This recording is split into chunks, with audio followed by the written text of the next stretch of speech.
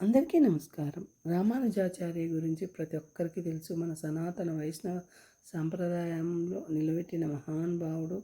శ్రీ మహావిష్ణువు ఎప్పుడూ కల్లో కనిపించి ఉంటాడు. అలానే కల్లో మేలకోటి ప్రాంతంలో నన్ను బయటికి తీయని రామానుజాచార్య చెప్పి ఆ విగ్రహాన్ని బయటికి తీపిచ్చిన ఈ విగ్రహమే ఈ స్వామి. స్వయంగా వెలిసిన చెలువరాయ స్వామి అంటారు మనం వెంకటేశ్వర. ఇలాంటి స్వయంగా వెలిసిన అభయహస్తంతో ఉన్న స్వామిని దర్శించుకుంటే మన జన్మ ధన్యమవుతుంది. మనకు అనుకున్న కోరికలు నెరవేరుతాయి. నేను కూడా నా కళ్యాణం ఈ పక్కనే జరిగింది కాబట్టి నేను ఎన్నోసార్లు దర్శించుకున్న స్వామిని.